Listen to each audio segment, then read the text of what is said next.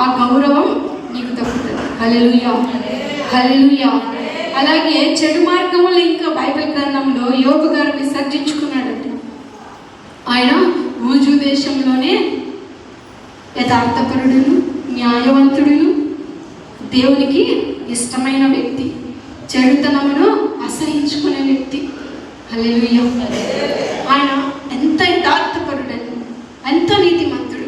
ఆయనకి ఎన్ని శ్రమలు వచ్చినా, కష్టాలు వచ్చినా, కన్నీళ్ళు ఎదురైనా, తన స్నేహితుల్ని దూషించిన, తన భార్య, కట్టుకున్న భార్య ఎంత అవమానపరిచినా కానీ ఆయన దేవుని నామాన్ని మాత్రం దూషించలేదు. దేవుని నామాన్ని దూషించలేదు. ప్రభువా, అది సమస్తమును కోల్పోయినను, ధనము, పేరు, సర్వము ఆయన కోల్పోయాడు. కోల్పోయినప్పటికీ పిల్లల్ని, ఆస్తిని అన్ని కోల్పోయాడండి. ఒకవేళ మన కుటుంబంలో మన కడుపును పుట్టిన బిడ్డకి చిన్న దెబ్బ తగిలితే మనం వెలవెల్లాడిపోతాం. ఒక్కొక్కసారి దేవుని కూడా మనం నిందేస్తాం. ఏమని? ప్రభువా, నాకే ఇది జరగాల అయ్యా, నా కుటుంబంలో ఇది జరగాల. ఎంత నమ్మకంగా ఉన్నాను, ఎంత నమ్మకంగా దశభాగం ఇస్తున్నాను, ఎంత నమ్మకంగా ప్రార్థన చేస్తున్నాను, ఎందుకయ్యా నాకు ఈ శ్రమను పెట్టావు, ఎందుకయ్యా నాకు ఈ ముళ్ళను పెట్టావు, ఎందుకయ్యా నాకు ఈ బాధను కలిగించావు అని చెప్పి దేవుని మనం నిందేస్తాం. ఆయన సర్వాన్ని కోల్పోయినప్పటికీ యెహోవా ఇచ్చెను, యెహోవా తీసుకోలేదు. అతన్ని యథార్థ హృదయం. అది దేవుని సన్నిధిలో నిలబడి, ప్రభువా, నువ్వేకపోతే నాకు ఇది రాదయ్యా, నాకు ఏదైనా ఉందంటే అది నీవిచ్చినదే ప్రభువా. ఒకవేళ నాకు ఏదైనా ఉందంటే, నేను ఇలా సౌభాగ్యాలు అనుభవించి బ్రతుకుతున్నానంటే నీవిచ్చిన కృపయ్యా, అది నీవిస్తేనే నాకు కలిగిందయ్యా, సమస్తము నువ్వు నాకు ఇచ్చినదే ప్రభువా అని ఆయన సన్నిధిలో ఎప్పుడైతే తగ్గించుకొని ప్రార్థన చేసి చెడు మార్గములను నువ్వు విడిచిపెట్టావో అప్పుడు నీ కుటుంబము ఆశీర్వాదకరంగా ఉంటుంది. అప్పుడు నీవు అనేకుల మధ్యలో గొప్పదానిగా దేవుడు వాడుకుంటాడు. హల్లెలూయా, హల్లెలూయా. చెడు మార్గములను నువ్వు విడిచిపెట్టాలి. ఆయన సన్నిధిలో తగ్గించుకొని ప్రార్థన చేయాలి. ఇవి చేసినప్పుడు దేవుడు నిశ్చయంగా నీ జీవితాన్ని ఆశీర్వదిస్తాడు. అనేకల మధ్యలో దేవుడు నిన్ను నిలబెట్టుకొని బహుబలంగా దేవుడు వాడుకుంటాడు. యోగులాగా దేవుడు నిన్ను ఎలాగైతే ఆయనకి శ్రమ అనుభవించుకొని రెండంతల ఆశీర్వాదం ఎలా అయితే పొందుకున్నాడు, సర్వాన్ని కోల్పోయి దేవుడి దగ్గర నిలబడాడండి. దేవుడి వైపే చేతులు చాచాడు. ప్రభువా, యేసయ్యా, నీవే నాకు దిక్కై. స్నేహితులు అవమానించారయ్యా, కట్టుకున్న భార్య దూషిస్తున్నాయ్యా, కన్నబిడ్డలు కనుమరుగైపోయారయ్యా, నా ఆస్తిని అంతా కోల్పోయినయ్యా, సర్వమును విడిచిపెట్టుకొని నీ సన్నిధిలో నీ కొరకు ఎదురు చూస్తున్నానయ్యా. ఎప్పుడైతే మోకరించి ఆయన సన్నిధిలో ప్రార్థించాడు, దేవుడే అతని గురించి సాక్ష్యం ఇచ్చాడు. యథార్థపరుడు, న్యాయవంతుడు. ఆ దేశంలోనే ఆయనంతా యథార్థపరుడు లేడంటాడు. ఒకసారి చదువుదామా, మనకు అర్థమవుతుంది. ఊజు దేశమునందు యోబు అనే ఒక మనుషుడు ఉండేను. అతడు యథార్థవంతుడును, న్యాయవంతుడనై దేవుని యందు భయభక్తులు కలిగి చెడుతనమును విసర్జించిన వాడు. అతనికి 7 కుమారులను 3 కుమార్తెలను కలిగిరి. చాలు, అతడు ఊజు దేశంలోనే యథార్థపరుడు. హల్లెలూయా, న్యాయవంతుడు. అలా యోబులాగా మనం దేవుని సన్నిధిలో జీవించాలి. దావీదు వలె పాపమును ఒప్పుకొని మనం ఆయన కట్టడలను, న్యాయ విధులను అనుసరించి నడుచుకున్నట్లయితే దేవుడు నిశ్చయంగా నిన్ను ఆశీర్వదిస్తాడు. అప్పుడు ఎప్పుడు నీవు ఆయన న్యాయ విధులను అనుసరించినప్పుడు, చెడు మార్గములను విడిచిపెట్టినప్పుడు, నీవు తగ్గించుకొని ప్రార్థన చేసినప్పుడు ఆకాశము నుండి నేను వారి ప్రార్థనను విని వారి పాపమును క్షమించి వారి దేశమును స్వస్థపరచుదును. ఎప్పుడైతే నీ పాపములను, చెడు మార్గములను విడిచిపెడతావో ఆకాశము నుండి దేవుడు నీ ప్రార్థన ఆలకిస్తాడు. ఆమేన్, ఆమేన్. నీ ప్రార్థన ఆలకించాలంటే ఇన్ని చేయాలి.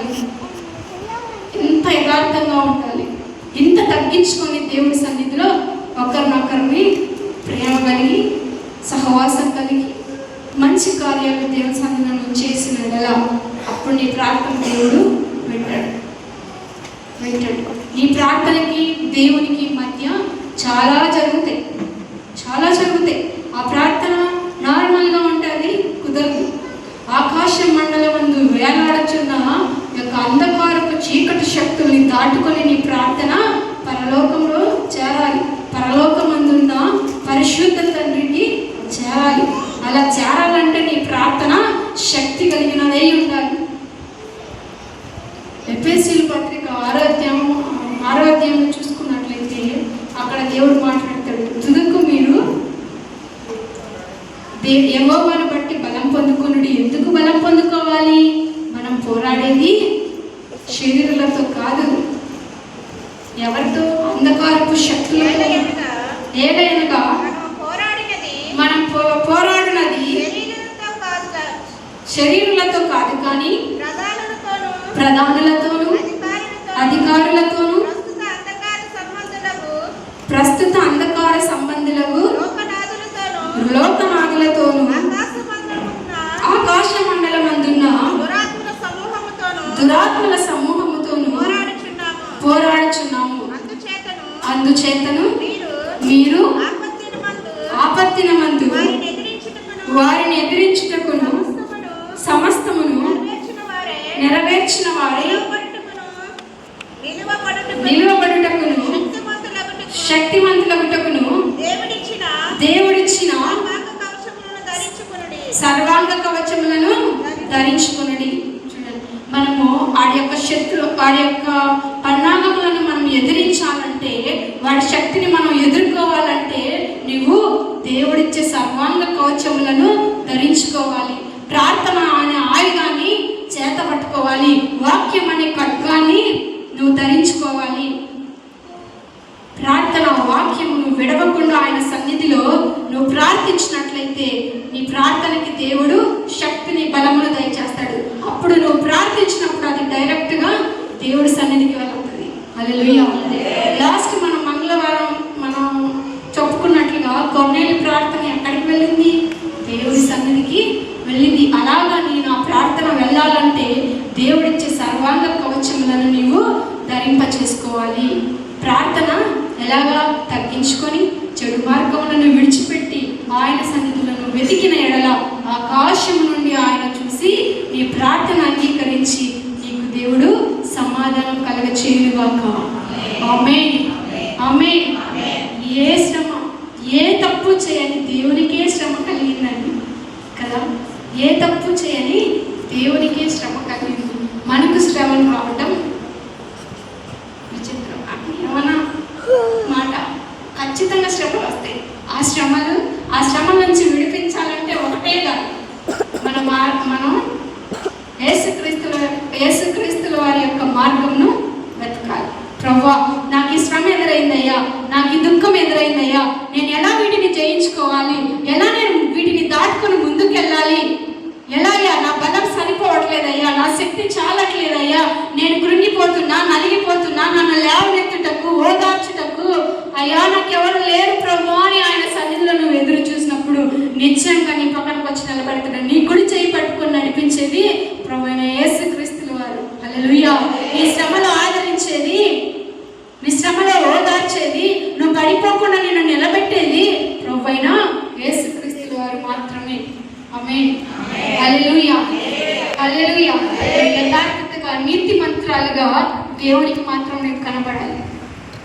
మనుషులకి ఎవ్వరికి నువ్వు కనబడనక్కర్లేదు. నీ మార్గం, నీ తలంపు, నీ ఆలోచన, నీ నడక, నీ ప్రతిదీ కూడా దేవుడికి ఇష్టమైనదిగా ఉండాలి. దేవుడు నిన్ను సృష్టించాడని సమస్తము ఆయనకి తెలుసు. నువ్వు ఏ విధంగా ఉన్నావో, ఏ విధంగా ఆలోచిస్తున్నావో, ఎక్కడ కూర్చుంటున్నావో, ఎక్కడ నిలబడుతున్నావో, ఎక్కడ పనుకుంటున్నావో, ఎక్కడ తింటున్నావో, ఎలా తిరుగుతున్నావో ప్రతిదీ దేవుడికి తెలుసు. తెలిసినప్పుడు నువ్వు ఎంత జాగ్రత్తగా ఉండాలి. ఏదైనా తప్పు చేస్తున్నామంటే ఆల్రెడీ మన హృదయంలో తడబాట మొదలవుతుంది. ఆ తప్పు చేయడానికి కారణమైన ఆ యొక్క ఆలోచనని నువ్వు తీసివేసుకో. పరిశుద్ధంగా ఉంటేనే కానీ నువ్వు పరలోకం వెళ్ళలేవు. దేవుని ఆత్మ పొందుకొని పరిశుద్ధంగా, నీతిమంతురాలుగా, యథార్థవంతురాలుగా దేవుడి సన్నిధిలో నువ్వు నిలబడితేనే పరలోక రాజ్యానికి వారసురాలు అవుతావు. ఆమేన్. అలా లేని ఎడల, అలా లేని పక్షమున నువ్వు ఎంత ఈ భూమి మీద బ్రతికినంత కాలం నువ్వు కష్టపడ్డా కానీ పరిశుద్ధత లేకపోతే, హృదయంలో నువ్వు నమ్మకంగా దేవునికి ఇష్టమైన వ్యక్తిగా నువ్వు బ్రతకకపోతే అదంతా వ్యర్థం.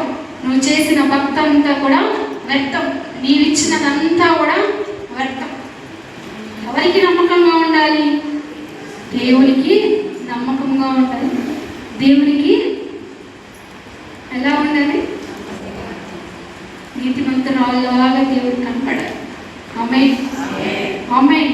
అలా ఉన్నప్పుడు నిశ్చయంగా దేవుడు నిన్ను ఆశీర్వదిస్తాడు. నిశ్చయంగా దేవుడు నిన్ను బలపరుస్తాడు. నిశ్చయంగా మీ సంతతి ముందు దేవుడు నిన్ను ఒక గొప్పదానిగా నిలబెడతాడు. దావీదుని ఆశీర్వదించినట్లుగా దావీదుని ఆయన చేసిన తప్పుదములన్నిటినీ క్షమించి ఆయన సంతతి ముందు ఏ విధంగా అయితే నిలబెట్టాడో, అతడు చనిపోయినా కానీ అతని సంతతి వారందరూ అతని గురించి మాట్లాడుకుంటారు. సొలొమోన్ని దావీదుని బట్టి దేవుడు ఆశీర్వదించాడు. అలాగా నిన్ను బట్టి నీ పిల్లల్ని ఆశీర్వదించాడు. ఆమేన్. హల్లెలూయా, హల్లెలూయా. అలా ఎప్పుడైతే నువ్వు తగ్గించుకొని చెడు మార్గములను విడిచి ఆయన వెతికిన ఎడల దేవుడు అప్పుడు నీ పాపములను క్షమిస్తాడు. పాపములను క్షమించినట్లయితే అప్పుడు నువ్వు పరిశుద్ధురాలుగా మారుతావు. హల్లెలూయా. ప్రతిదీ నువ్వు చేసిన ప్రతి పాపమును దేవుడు క్షమించి నీకు అనేకమైన ఆశీర్వాదాల చేత, దీవెనల చేత దేవుడు నిన్ను తృప్తిపరుస్తాడు. హల్లెలూయా, హల్లెలూయా.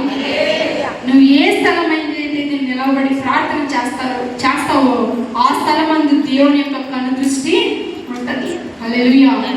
ఏ స్థలంలో అయినా సరే, ఎక్కడైతే నువ్వు మోకరించి ప్రార్థన చేస్తావో ఆ స్థలమందు దేవుని యొక్క కను దృష్టి నిలవబడి ఉంటుంది. జాగ్రత్తగా ఆయన సన్నిధిలో మోకరించి నువ్వు కన్నీళ్ళు విడుస్తున్నావు, నీ యొక్క హృదయంలో ఉన్న బాధంతా కుమ్మరించేసి దేవుని వైపు చూడు. నిశ్చయంగా దేవుడు నీకు సమాధానం కలగజేస్తాడు. ఆమేన్, ఆమేన్. దేవుడు ఈ యొక్క చిన్న వాక్యాన్ని దేవుడు ఆశీర్వదించి దీవించును గాక. ఇలాగా మనం తగ్గించుకొని చెడు మార్గములను విడిచిపెట్టి ఆయన వైపు చూసినడలా నీ పాపములు క్షమించబడతాయి. ఎప్పుడైతే నీ పాపములు క్షమించబడి దేవుని వైపు నువ్వు చూస్తావో ఆ స్థలం మందు దేవుని యొక్క కన్ను దృష్టి నిలిపి నిశ్చయంగా దేవుడు నీకు సమాధానం కలుగచేసి నిన్ను ఆశీర్వదించి నీ వారి ముందు, నీ కుటుంబం ముందు, నీ సంతతి వారి ముందు, నీ ఊరి ముందు, నీ దేశం ముందు దేవుడు నిన్ను గొప్ప స్థాయిలో ఉంచుతాడు. ఆమేన్, ఆమేన్. దేవుడి మాట దీవించును గాక. చిన్న ప్రార్థన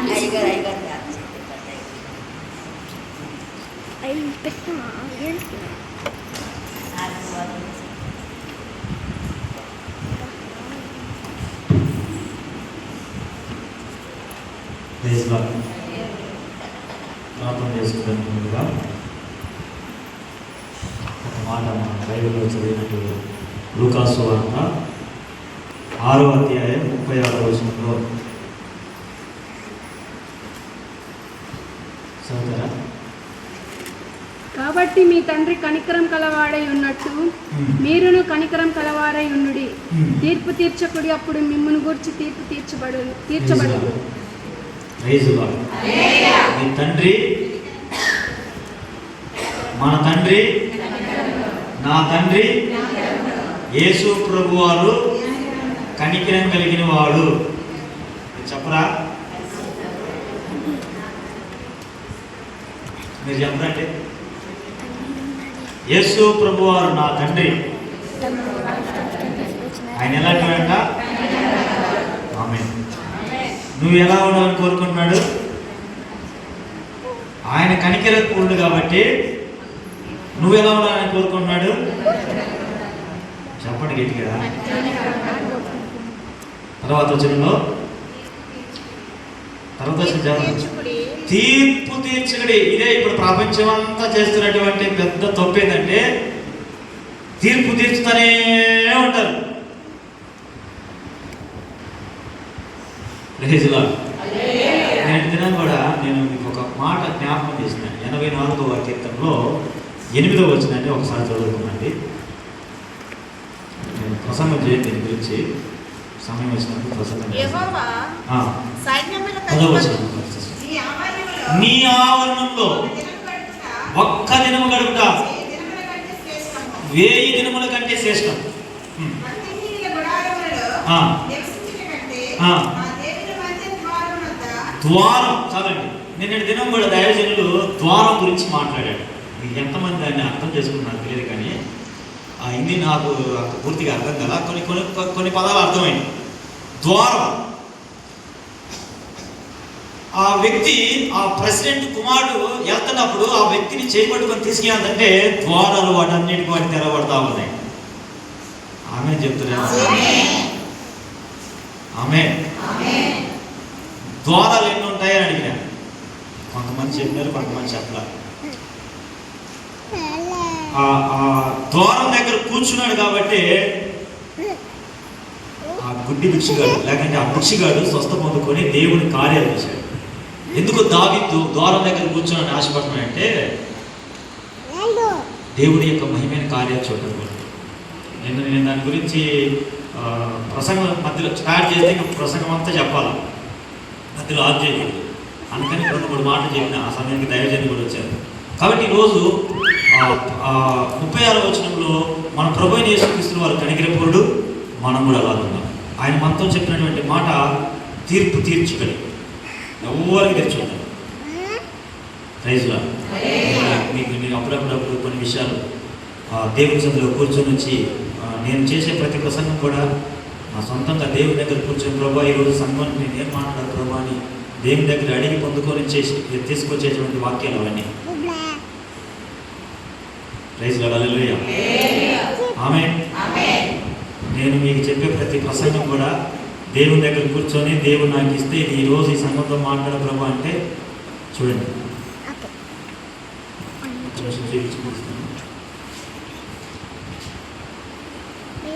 ఈ రేపు నేను చేసేది ఎంతవరకు రాసుకోవాలి. ఈరోజు రాత్రి కూర్చొని ప్రార్థన చేసుకుంటాను, రేపు మధ్యాహ్నం కూర్చొని ప్రార్థన చేస్తాను. ప్రభు ఏది మాట్లాడమంటే అదే కదా. ఎందుకు ఈ మాట చెప్పినంటే ఏదో ఊరుకొచ్చాము, ప్రసంగానికి మనకు అవకాశం ఇచ్చారు, నేను 4 మాటలు నా సమయాన్ని చెప్పి ఎలాగైనా సమయాన్ని ముగించుకొని పోవాలా అని ప్రసంగం చేసే వ్యక్తిని కాదు. అలా ప్రసంగం చేసే వ్యక్తిని కాదు. ప్రభువా సంఘం సిద్ధపడి వస్తుంది, సంఘం ఆసక్తితో వస్తుంది. వాళ్ళకి నీ మాటలు, నువ్వు మాట్లాడితే వాళ్ళకి నెమ్మది, నువ్వు మాట్లాడితే వాళ్ళకి ఆదరణ, నువ్వు మాట్లాడితే వాళ్ళకి సమాధానం. ఏమేమి చెప్పాను? నెమ్మది, ఆదరణ, సమాధానం. పదాలు ఒకే విధంగా ఉంటాయి, కొంచెం దగ్గరగా ఉంటాయి, కానీ వాటిలో ఉన్నటువంటి అర్థం వేరువేరుగా ఉంటుంది. తెలుసు. Praise lord. హల్లెలూయా. హల్లెలూయా. ప్రభు అయిన యేసు ప్రభు వారు చెప్పిన ప్రతి మాట కూడా చాలా నిదానంగా మనం వాటిని అనుసరించి నడుచుకోవాలి. మనం క్రైస్తవుడు, యేసుక్రీస్తు యొక్క పిల్లలు, క్రీస్తుని పోలి మనం నడుచుకోవాలి. క్రీస్తు యొక్క స్వరూపంలోకి మనం ప్రతి దిన జీవితంలో రావాలి. ఆమేన్. తీర్పు తీర్చొద్దండి, మీకు తీర్పు తీర్చుకోండి. హల్లెలూయా. సమయం అయిపోయింది, ప్రార్థన చేసుకుని ముగించుకున్నాను. పరిశుద్ధుడా, ప్రేమ కలిగిన తండ్రి, కృపా కనికరం కలిగిన మా యేసయ్య, ఈ ఘనమైన నామానికి మహిమ ఘనత ప్రభావం కలుగుతుంది. ఈరోజు ప్రభా స్త్రీలు ప్రభా కూడుకొని ప్రార్థన చేసినటువంటి కూడికిలో చేయబడిన ప్రతి ప్రార్థన తండ్రి, కుమారుడు, పరిశుద్ధాత్మ నామములో మీరు విన్నారు, మీరు ఆలకించారు. ఈ దైవ సేవకులు మాట్లాడినట్లుగా 2 దినవృత్తాంతముల గ్రంథం 7వ అధ్యాయం 14వ వచనం ప్రకారం నా పేరు పెట్టబడినటువంటి నా జనులు తమ్మును తాము తగ్గించుకొని తమ చెడు మార్గాలను విడిచి నన్ను వెతికిని అడగా నేను వారి దేశాన్ని క్షమిస్తాను, వారి పాపమును క్షమిస్తానని మీరు మాట్లాడినట్టుగా అయ్యా దానికి ఉదాహరణగా చుక్కర యొక్క ప్రార్థన, దావీదు యొక్క ప్రార్థన, యోబు జీవితంలో జరిగిన కార్యాలు, ఎఫెసీ కార్యంలో అయ్యా ఉన్నటువంటి విషయాలు ప్రభా దైవ సేవకుల ద్వారా అయ్యా నాతో మాతో అందరితో మీరు మాట్లాడి నేను నమ్ముతున్నాం ప్రభా. ఇక్కడ కూర్చున్నటువంటి ప్రతి ఒక్క బిడ్డలతో మీరు మాట్లాడి నమ్మి విశ్వసిస్తున్నాను ప్రభా. ఇప్పుడు మేము తిరిగి మా గృహానికి వెళ్తున్నాం. మీ సన్నిధి మాతో రానిని ప్రభా, మీరు మాతో ఉండను ప్రభా. మేము ఇళ్ళకి వెళ్ళి భోజనం చేస్తూ మంచి నిద్రిస్తున్నప్పుడు మీరు కళల ద్వారా దర్శనాల ద్వారా మీ మాటల ద్వారా మమ్మల్ని అందరూ మీరు పలకరిస్తున్నాండి అయ్యా. మీ కృప తోడుగా వచ్చింది. మా సంఘం కొరకు ప్రార్థన చేస్తున్నాం, సంఘంలో ఉన్నటువంటి బిడ్డలందరి కొరకు ప్రార్థన చేస్తున్నాం, ఎవరి బిడ్డల కొరకు ప్రార్థన చేస్తున్నాం ప్రభా. ఉద్యోగాల కొరకు ఎదురు చూస్తున్న వారి కొరకు ప్రార్థన చేస్తున్నాం ప్రభా. గర్భఫలం కొరకు ఎదురు చూస్తున్న వారి కొరకు ప్రార్థన చేస్తున్నాం, వివాహం కొరకు ఎదురు చూస్తున్న వారి కొరకు ప్రార్థన చేస్తున్నాను ప్రభా. అయా ఇదిగోనైనా సంఘంలో జరగాల్సిన పనుల కొరకు ప్రార్థన చేస్తున్నాం, అయా సంఘంలో ఉన్న పెద్దల కొరకు ప్రార్థన చేస్తున్నాం ప్రభా. అయా కమిటీ వారి కొరకు ప్రార్థన చేస్తున్నాను ప్రభా. అయా రాబోతున్న 11వ తారీఖు జరుగుతున్నటువంటి అయా కార్యాల గురించి ప్రార్థన చేస్తున్నాను ప్రభా. ప్రభా మీ సన్నిధి అందరితో ఉంచాను ప్రభా. అయా ఇదిగోనైనా నా మహిమార్థంగా అయ్యా నన్ను అయ్యా నాకు ఇచ్చిన భార్య కుటుంబాన్ని పిల్లలను మీరు మీరు నడిపిస్తున్నారంటే నీకు వందనాలయ్యా. అలాగే నాతో సదుపని వాడిగా ఉన్నటువంటి దైవజనులు శ్రీనివాసయ్య గారిని తన కుటుంబాన్ని మీరు దీవిస్తున్నారండి. వారి అవసరాలు కూడా మీరు తీసుకున్నామని యేసు క్రీస్తు వారి యొక్క నామంలో ప్రార్థన చేస్తూ మనం తగ్గించుకుంటూ మీ నామాన్ని హెచ్చించి అడిగి వెళ్ళుకుంటున్నాం తండ్రి. ఆమేన్. పరలోకమందున్న మా తండ్రి, ఈ రాజ్యం మాకు వచ్చును కాదు, నీ చిత్తం పరలోకమందు నెరవేరినట్లు భూమి మీద నెరవేరును కాదు. మా అనుదిన ఆహారం నేడు మాకు దయచేయండి. మా రుణస్తులు మేము క్షమించిన ప్రకారం మా రుణం క్షమించు. మన సోదరులోకి దుష్టులను తప్పించు. ఎందుకనగా రాజ్యము బలము మహిమ నిరంతరం నీవై ఉన్నావు తండ్రి. ఆమేన్. తండ్రి అయిన దేవుని యొక్క దీవెన, కుమారుడైన యేసుక్రీస్తు వారి కృప, పరిశుద్ధాత్మ దేవుని యొక్క అన్యాయ సహవాసం కూడి మనం అందరికీ, ఈ లోకంలో పరిశుద్ధులకు నీతిమంతులకు ఆయన సేవ చేస్తున్న సేవకులకు అందరికీ, మన యొక్క తెలుగు బాప్టిస్ట్ సంఘంలో ఉన్నటువంటి ప్రతి ఒక్క కుటుంబ సభ్యులకు సదాకాలం తోడై నడిపించును గాక. ఆమేన్.